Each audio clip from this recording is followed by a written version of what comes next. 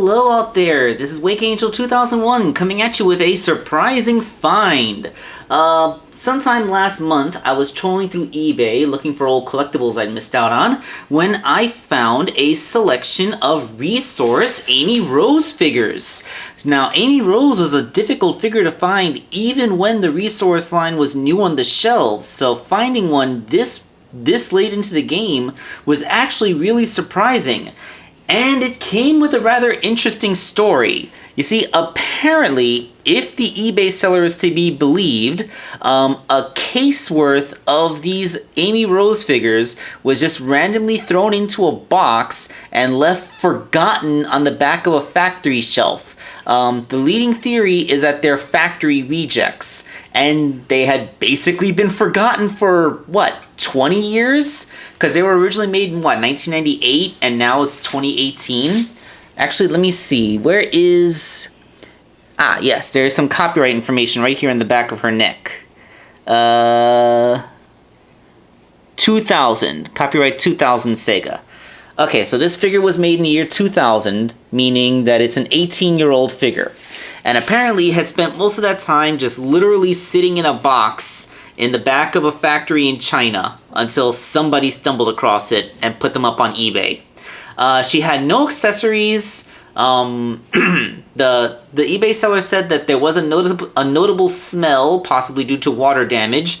I'm guessing if you just shoved in a random box in the back of a factory, they aren't really going to control for humidity. And she had no accessories or packaging, but hey, she was only 15 bucks. Compare that to how much a Resaurus Amy can go for if she actually has any of that, and that is quite the acceptable bargain. So, is this just some random factory bootleg or a legitimate figure? I have no idea, but she actually seems to have held up pretty well, pretty decently okay. Now, this is the old Resaurus figure, again, one of the first official Sonic the Hedgehog action figure toy lines, made by a company that no longer exists. And so the articulation is pretty basic. She has a head swivel, which is very tight. That's refreshing at least. Universal shoulder movement on both shoulders, which given the year 2000 is that's actually a lot. I like that. That's more than a lot of the figures from the Toy Island toy line got. So, yes, yay. Universal shoulders. And there is a wrist swivel. At least there's a wrist swivel here on the left hand. So, yeah, you can position that hand around. And there should be a wrist swivel on the right hand as well, but I can't make a turn. I think part of the reason this is a factory reject is because maybe that might be it. She had a warped peg or something that is preventing her hand from turning. Either that or just being stuck in a moist box in the back of a factory for almost 2 decades did a number on there. So I can't make her right wrist turn. She has a waist joint. This is the only Amy Rose figure I've seen that actually has a waist joint, so way to go. Although I think they gave her a waist joint to compensate for the fact that she doesn't really have very good legs. They just kind of go up into her skirt there, and she has swivels up there, so you can actually, you can make her toes point out a bit, or you can have one point forward and one point to the side. You know, you can move her legs around, but, that's not really useful articulation. Also, there is a little bit of a warping. Her feet got a little bit warped. You can see how the foot's not really lying completely flat. So that means when the figure stands, she leans just a little bit forward. Not too much, it doesn't throw her off balance, but she is not completely standing up straight.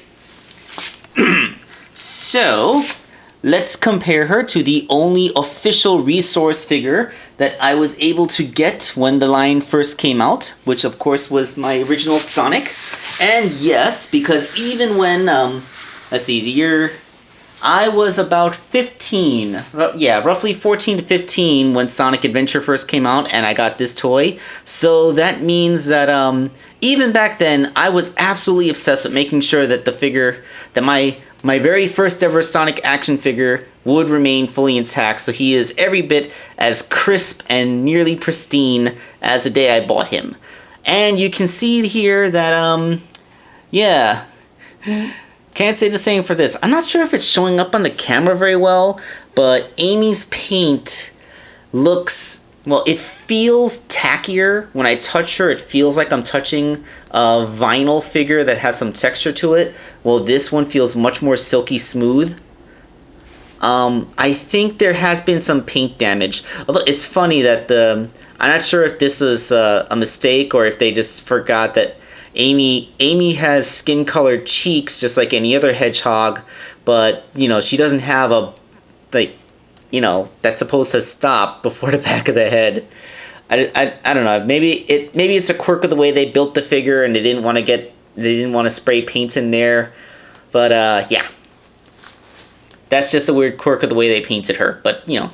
But yeah, like the paint has been damaged. You can even see where it's starting to fade away on the red part of her band. It just, like, yeah. I'm gonna say the paint was poorly maintained on this figure. And I just wanted to show how crisp and bright the paint looks when you actually go out of your way to make sure it stays mint.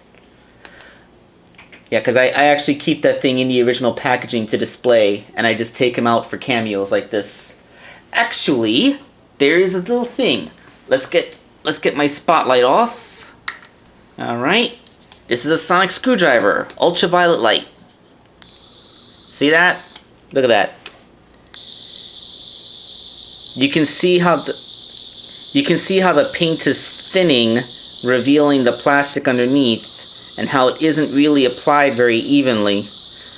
I'm guessing maybe when they found them in the back of that factory, they said that there was water damage and they had a weird smell.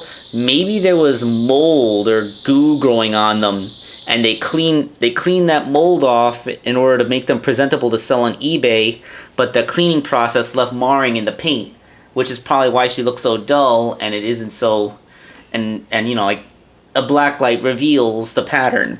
For comparison, that does not happen with my nearly mint condition Sonic figure. When you shine a black light on him, it all looks nice and smooth. Alright, so the only thing I have left to compare this to is Jazwares Amy. Well, I suppose I could compare it to Tommy's Amy too, but, you know, like, you know, Tommy's Amy pretty much just looks the same, just has the articulation. So, as you can see, she's bigger. She does capture the likeness pretty decently. I mean, it's not like Amy had a major character design change in all that time. And the look is still pretty spot on. Like, when I look at a bunch of the old Toy Island figures, it's pretty hilarious how off they were in the sculpt in many cases. But Resaurus really got the looks right with Amy here. Now, one thing I'm wondering, can I put the Jazwares Amy hammer in the Resaurus Amy hand? Let's see. This is me finding out for the first time. Oop, oop. Yes! Resaurus Amy can hold Jazwares Amy's hammer. Although, it is... Can she stand with it? Okay, what if... Yeah, I guess I had to put it down on the ground like that to make sure it doesn't throw her off balance. But hey, that looks like a pretty decent size, right? It's a good thing Amy's hammer has been known to vary in size from depending on her mood, so it doesn't really matter. So that is the Resaurus Amy Rose figure. Yeah, like it's a curious little piece of collectible history from the Sonic the Hedgehog franchise. After all, this is officially the first time Amy Rose was rendered as an actual action figure, which is cool in and of itself. Let's get the light back on.